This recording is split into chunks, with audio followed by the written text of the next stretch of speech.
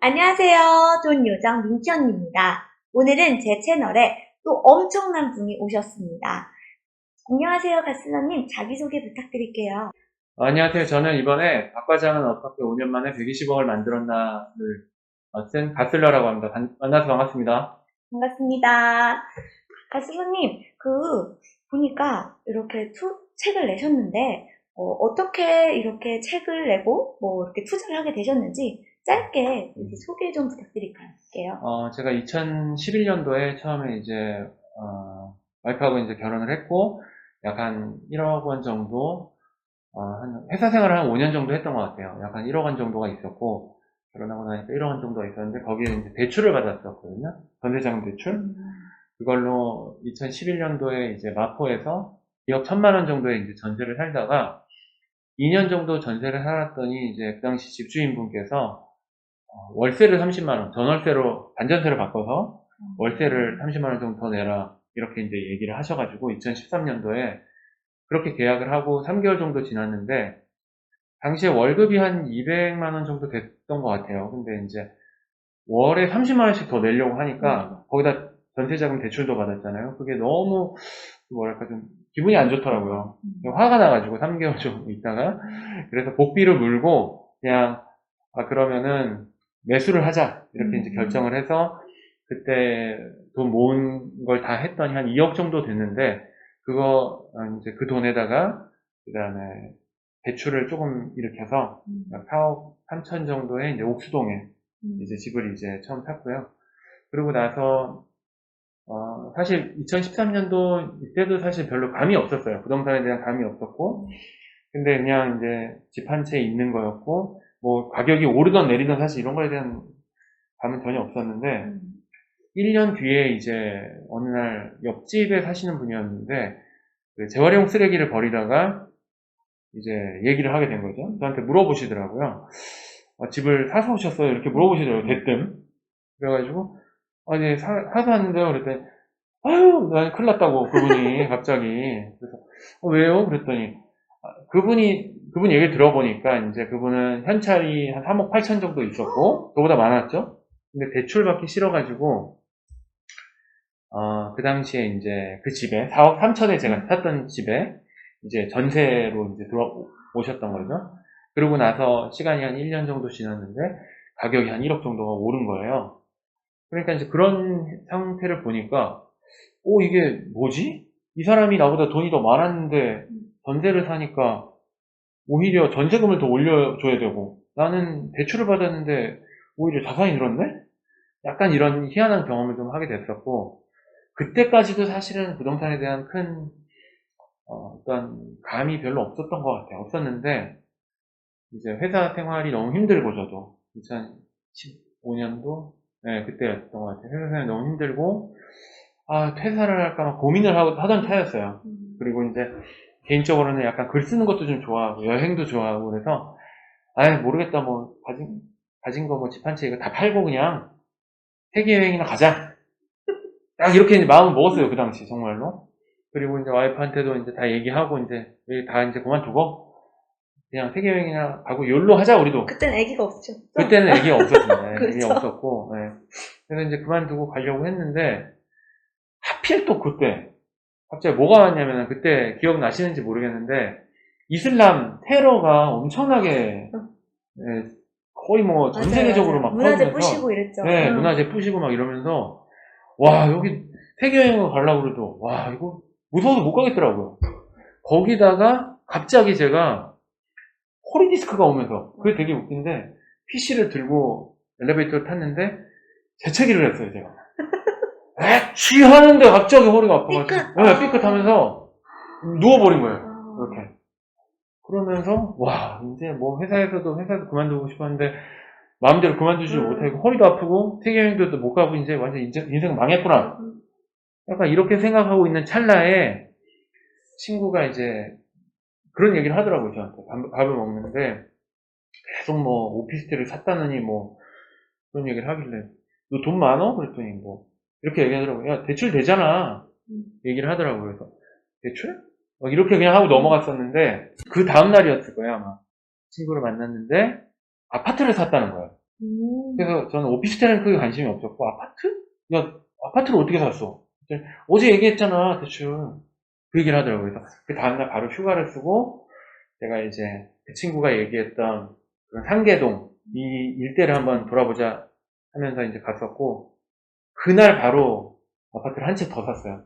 당일에. 그게 제 이제 실제, 그쵸, 투자라고 볼 수 있죠. 내 집 마련 외에 이제 첫 그쵸. 투자. 첫 투자가 그렇게 이제 시작이 된 거죠. 근데 제가 그 집주인도 이해가는 게 2013년, 2014년 초반까지만 해도 부동산 사라고 말 안 했어요. 그쵸. 그때는 이렇게 부동산 하락기여가지고. 맞아요. 근데 그때 딱 집을 그 집주인께서 월세로 맞아요. 그 경험 때문에 확 사셨다는 네. 그게 대단하신 것 같아요. 네. 그때 집 사시는 분들 진짜 막 바보다 막 이런 소리 많이 했거든요. 네. 근데 지금 생각해보면 약간 그런 것도 있는 것 같아요. 그러니까 인생에 어떤 누군가 나한테 악행을 저지른다고 생각하는 경우가 있잖아요. 우리 예를 들어서 누군가 부서장이 나를 되게 못살게 굴고 내 상사가 못살게 굴고, 근데 제가 돌아보면 날 못살게 굴었던 분들 덕분에 돈도 벌고 막 이렇게 좋아진 게 많더라고요. 그러니까 지금 회사에서 좀 30대 분들 좀 힘들고 이럴 수 있는데, 지금 옆에서 괴롭히는 그분이 당신한테 되게 큰 자양분이 될 수도 있다. 그런 걸 한번 좀 생각해 보시면 좋을 것 같아요. 그게 월세 부분. 네, 가슬로님, 네. 이게 직장에 뭐 다니시면서 아무래도 듣는 얘기도 많고, 꼭 부동산이 아니고, 요즘 핫한 코인이라든지, 주식이라든지, 다양한 투자처들이 있는데, 왜 이렇게 부동산에 상계동 아파트도 사시고, 이렇게 적극적으로 하게 되셨는지, 왜 부동산의 메리트? 부동산의 메리트는 뭐냐면, 일단 주식이나 우리가 이제 접할 수 있는 거, 쉽게 접할 수 있는 주식, 뭐 펀드, 코인, 뭐 이런 것들이 있잖아요. 너무 쉽게 접할 수 있기 때문에 쉽게 내가 빠져나올 수가 있어요. 그 얘기는 뭐냐면은 나 스스로를 통제를 못하는 거죠. 그러니까 저도 이제 코인이나 주식 이런 거를 많이 해봤고, 지금 코인도 지금 좀 물려가지고 지금 지금 그러고 있는데, 이거 해보면 이래요. 저도 이제 제 스스로를 되뇌이면서, 나는 그래도 부동산에서 어느 정도 성공을 했기 때문에 이번에도 나 성공할 수 있어. 그리고 나는 남들보다 좀 더 참을성도 있으니까 참을 수 있어. 아예 저는 어플 자체를 지워버려요. 한번 이걸 매수를 하면은, 예를 들어 제가 도지코인을 샀다? 아니면 뭐 우량주, 현대중공업 이런 거 샀어. 아예 그걸 지워버리고 목표가 올 때까지, 아니면 뭐 내가 정한 기간 동안 안 본다고 생각하고 어플을 지워버리지만, 한 일주일만 지나면은 언론에 막 뜨고 네이버에 뜨고 친구들이 얘기하고, 안 볼래 안 볼 수가 없어요. 궁금하니까. 이거를 다시 그래서 깔아가지고 다시 보게 되고, 결국은 그걸 보는 순간 어때요? 지금 팔아야 될 것 같은데? 약간 그런 생각이 들고, 첫날은 안 팔 수도 있겠죠. 그 다음날 바로 팔아버려요. 결국은 그게 뭐냐면 내 원칙을 지킬 수 없는 투자를 하게 된다는 거죠. 되게 어려워요. 주식이나 코인이나 이거는 들어갔다 나오는 게 너무 쉽기 때문에 원칙을 지키기가 어려워요. 근데 부동산은 어떠냐면, 이제 오늘 내가 이제 이 아파트를 살려고 마음을 먹었어요. 그리고 나서 계약을 했어요. 그러니까 계약까지는 아니고 가계약금만 보냈다고 쳐요. 500만원, 1000만원을 보냈어요. 너무 마음에 들어서.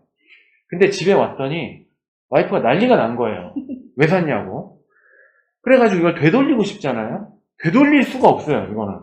내가 500만원, 1000만원 오늘 가서 계약을 했는데, 계약도 아니지. 가계약금을 걸었는데, 그거를 이제 가서 막 빌고 해가지고 절반 정도는 어떻게 받아올 수도 있겠지만, 근데 나머지 뭐 절반 받아온다고 해도 절반 다 잃어버리잖아요. 결국은 내가 이 아파트를 가져갈 수밖에 없는 거예요. 그런 상태가 돼버리죠. 그리고 실제로 계약을 만약에 진행을 했다고 하면 그 상태가 더 심각하죠. 완전 거의 물르기 힘드니까. 그러면은 계약까지 진행이 되고, 거기다가 이제 이 아파트를 내가 가져가요. 그럼 이걸 팔고 싶어도, 아파트는 주식하고 달라서 내가 바로 내놓으면 누가 사는 게 아니고, 이 아파트를 딱 사고 싶은 사람이 나와야 할 수가 있죠. 그러니까 장기 보유를 어쩔 수 없이 할 수밖에 없죠. 내가 처음에 생각했던 원칙, 아파트를 내가 오늘 사서 내일 팔아야지 이렇게 생각하는 사람 없잖아요. 최소한 아파트를 살 때는 1년 이후에 팔아야지 이렇게 생각하잖아요. 그 원칙, 처음에 생각했던 원칙을 지키기에 가장 좋은 게 아파트다. 스스로에 대한 원칙을 고수할 수 있는 투자. 그래서 이제 부동산에 집중을 하게 됐던 것 같아요. 네. 그럼 가슬로님 책에 이렇게 5년 만에, 그러니까 본격적으로 그 투자라는 투자를 한 게 2015년부터라고 하셨으니까 5년 만에 120억을 만드셨다고 이렇게 자극적으로 좀 네, 제목을 맞아요. 쓰셨는데 네. 그러면 이게 다 순자산은 아닐 거예요. 부동산이 아무래도. 맞아요. 네. 그렇죠. 이게 어떻게 아무래도 레버리지를 끌으셨을 것 같으니까 그거에 대한 얘기도 조금 부탁드릴게요.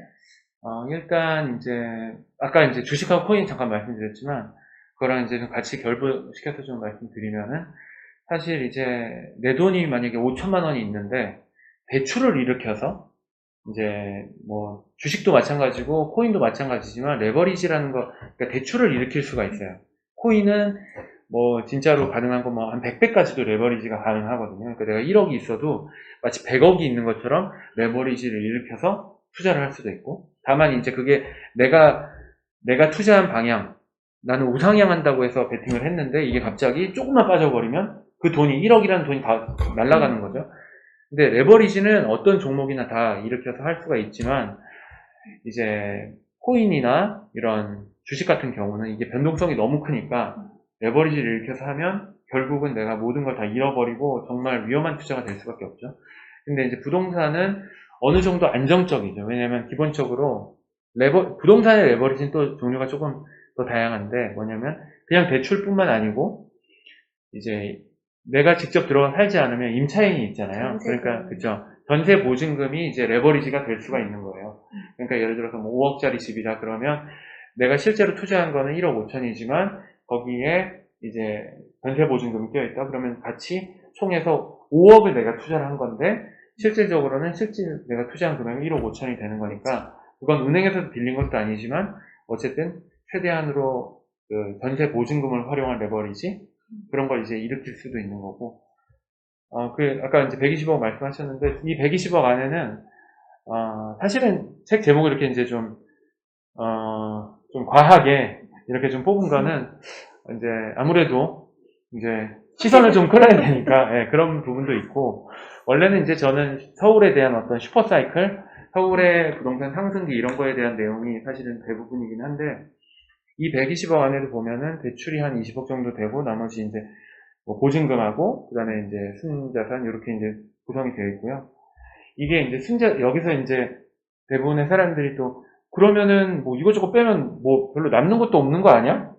이렇게 얘기하시는 분도 실제로 많고 그 말씀도 일리가 있어요. 그쵸. 그게 일리는 있는데 이제 이렇게 생각해 볼 수가 있죠. 만약에 내가 순자산이 예를 들어서 5억이 있어요. 그럼 그 5억에다가 예를 들어 대출을 일으켜서 내가 10억의 아파트를 산 사람하고 그 다음에 그냥 그 순자산으로 5억의 아파트를 산 사람은 지금 당장은 이제 순자산은 동일하지만 이게 시간이 지나면 이 10억의 아파트가 15억이 될 확률이 훨씬 높죠. 5억의 아파트가 10억이 되는 것보다 훨씬 높기 때문에 레버리지, 그러니까 대출이나 아니면 전세보증 이런 걸 활용해서 내 순자산이 아니고 이 총자산의 개념, 그러니까 총 대출까지 다 포함한 이 총자산을 늘려서 운영하는 게 내 이 자산을 최대한으로 향후에 늘릴 수 있는 그런 어떤 방법이다 이렇게 좀 말씀을 드리고 싶어요. 주식이나 코인 같은 경우는 대출 끌어다서 투자한다는 거는 솔직히 약간 너무 위험한 투자다라고 많이 얘기하고 맞아요. 또 우리도 그렇게 공감하잖아요. 네. 근데 부동산은 적정한 대출 레버리지를 이용하는 거면 네. 충분히 안정적으로 이제 자산을 불려갈 수 있는 좋은 수단이긴 한 것 같아요. 네. 그러면 근데 우리 막 자산이 막 예를 들어 막 50억인데 막 거기에 대출이 막 거의 막 80%야. 이러면 조금 솔직히 이것도 부동산에서 문제가 있거든요. 그렇죠. 적정한 선이라고 보시는 물론 매물마다 조금씩 다르겠지만 그 퍼센테이지는 어느 정도라고 생각하시나요? LTV라는 게 있어요. 그게 뭐냐면은 이제 예를 들어서 아파트를 샀을 때 9억까지는 40%만 대출이 돼. 9억에서 12억까지는 20%가 돼. 뭐 이런 식으로 이제 구간을 나눠놨어요. 그래서 최대한도로 그 정도는 충분히 다 빌려도 된다라고 거꾸로 생각하면 그 정도까지는 빌려도 돼 라고 이렇게 정해놨으니까 그 정도는 빌리셔도 될 것 같고, 그리고 이제 건물은 조금 다른데 건물 같은 경우는 아직 그런 규제가 조금 덜해서 대출이 좀 많이 나오는 것들도 있는데 그거는 약간 본인이 이거를 감당할 수 있을 정도? 그 정도의 레버리지. 그러니까 레버리지를 너무 일으켜놔서 내 생활이 궁핍해지고 너무 힘들고 이번 달 이제 대출 때문에 내가 잠도 못 자고 이래서는 안 되겠죠. 그러니까 그거는 약간 개인차가 좀 있는 것 같아요. 본인이, 네. 그리고 건물 얘기를 하셨는데 여기 책에 보면 이렇게 아파트 투자를 하다가 이제 건물로 옮겨가셨다라는 얘기가 나오더라고요. 그럼 왜 건물로 옮겨가셨는지 그거에 대한 얘기를 해주셨으면 좋겠습니다. 일단 제가 이제 생각하는 투자 방법은 이런 거예요. 뭐냐면은, 20대 분들이 이랬으면 좋겠어요. 20대는, 물론 이제 가능하면은 부모님 집에서 생활하면 제일 좋고요. 뭐, 지방에서 올라오시는 분들은 어쩔 수 없지만, 가능하면 내가 거주비를 줄여야 돼요. 내 미래를 위해서. 부모님 집에서 최대한 살면서, 그러면 예를 들어서 200만 원 정도 들어온다고 보면, 그러면 내가 최대한으로 이걸 세이브할 수 있잖아요. 근데 내가 만약에 나가서 살면, 이제 뭐 월세부터 시작해서 뭐 전기세, 그 다음에 뭐 그럼 다 각각 나가거든요. 난방비 따로 나가지, 그 다음 뭐 식비 나가지, 뭐 다 따로 나가기 때문에 최대한 20대 결혼하기 전까지는 부모님 집에 생활하면서 뭐 집에 뭐 한 30만 원씩 보조할 수는 있겠죠. 그렇게 하면서 이제 최대한 돈을 모으고, 다만 이제 회사 생활에 좀 집중을 하셨으면 좋겠고, 그래야 회사가 날 끌고 가지 않고 내가 회사 업무를 끌고 가야 재미가 있어요. 내가 막 머릿속에 아이디어도 떠오르고 이거를 실현해 볼 수도 있고 이래야 재밌지. 아침에 일어났는데 오늘 또 김 부장님이 나한테 일 주신 거 아니야? 짜증나 막 계속 그런 생각만 나면은 뭘 할 수가 없어요. 그럼 계속 회사가 날 끌고 가요. 그러면 계속 어떻게 돼요? 계속 욜로 하면서 나는 회사는 모르겠고 욜로나 해야지. 그러면서 계속 돈 쓰고 나중에 남는 게 재미가 없으니까 회사 회사 일이 재미가 없으니까. 그러니까 20대에서 30대 초반까지는 조금 더 집중적으로 회사 업무에 좀 몰입해서 했으면 좋겠고요. 그리고 30대부터 40대 초반까지는 조금 더 공격적으로 투자를 하셔도 좋을 것 같아요. 아직은 뭐 돈을 그렇게 크게 많이 번 게 아니고, 그리고 내가 뭐 한번 도전해서 쓰러진다고 해도 아직 일어날 기반이 있고, 아직은 뭐 애기들이 있다고 해도 아직은 장성하진 않았을 테니까 돈이 들어갈 때가 그렇게 많지는 않을 거고, 조금 더 공격적인 투자. 그래서 이제 만약 아파트를 산다 그러면 이제 뭐 아까 말씀드린 것처럼 전세를 끼고 최대한으로 내가 돈을 얹어서 약간 시세차를 노려보는 그런 투자가 30대 정도에는 했으면 좋겠고요. 그리고 이제 40대, 아까 이제 건물 이야기를 하셨는데 40대부터는 이제 슬슬 은퇴를 생각해야 돼요. 50대에 가서 내가 은퇴를 생각하면 너무 늦어요. 40대부터 생각을 해야 마음 편하게 회사를 다닐 수가 있어요. 즐겁게. 회사에서 누가 뭐라 그래도 허허허허 월세 나오니까 즐겁게 일할 수 있잖아요. 그러니까 그런 마음으로 회사를 다니면 오히려 회사 가는 게 저는 회사 가는 거 되게 좋아하거든요. 일도 더 열심히 더 열심히 하고 저는 그렇죠. 육아가 힘든 것도 있어요, 사실. 그래서 회사 가는 걸 더 좋아하는 것도 있는데 저는 휴일 이런 거 별로 좋아하지 않아요. 회사 가는 날만 손꼽고 약간 그러기 때문에. 근데 어쨌든 40대에는 이제 월세가 나올 수 있는 그런 형태로 좀 바꿔가지고, 그래서 이제 건물 이야기를 드린 것도 마찬가지인데, 레버리지를 일으키고 기존에 있는, 만약에 투자를 했다 아파트가 있거나 주식이 있으면 이런 걸 처분해서 건물을 사서 월세가 나온다면 회사 생활도 즐겁고, 은퇴가 갑자기 닥친다고 해도 내가 다 준비가 돼 있잖아요. 근데 그렇게 준비되어 있는 분들은 오히려 은퇴도 나중에 하세요. 그러니까 오히려 마음도 편하고 그렇게 이제 살아가셨으면 좋겠습니다. 여기 책에 보니까 제가 이렇게 건물 쪽에 조금씩 관심을 갖고 있어가지고 아파트 같은 경우는 이렇게 시세가 정해져 있잖아. 어느 정도. 왜냐면 단지가 그래도 100세대 이상 아파트는 되니까. 근데 빌라나 건물 같은 경우는 집주인이 부르는 대로, 건물주인이 부르는 대로 거기서 딜하는 그걸로 시세가 형성되는데, 정말 궁금했던 내용이 건물 가격을 산정하는 방법이 여기 나와 있더라고요. 그래서 정말 이거는 제가 부동산 책을 진짜 많이 읽어봤거든요. 근데 여기서 처음 봤어요. 그래서 건물에 관심 있으신 분들, 우리 다 건물주가 꿈이잖아요, 사실. 그 분들은 진짜 이거를 참고해 보시면 실제로 투자를 하지 않더라도 이 건물은 이 정도 되겠다. 대충 이렇게 되겠다. 계산해 볼 수 있잖아요. 네. 그러면서 간접 투자를 해보고 몇 년 뒤에 여기가 이만큼 올랐네? 이런 식으로 조금 보는 눈도 키울 수 있고. 네, 그렇죠. 그 방법이 여기 나와 있으니까 궁금하신 분들은 너무 앞광고긴 한데 그래도 제가 정말 도움을 받았던 내용이라서 얘기를 드립니다. 감사합니다. 이렇게 좋은 얘기 가슬러님의 부동산 투자 이야기에 대해서 들어봤습니다. 함께 해주셔서 감사합니다, 가슬러님. 네, 오늘 너무 좋은 시간이었습니다. 감사합니다. 안녕히 계세요.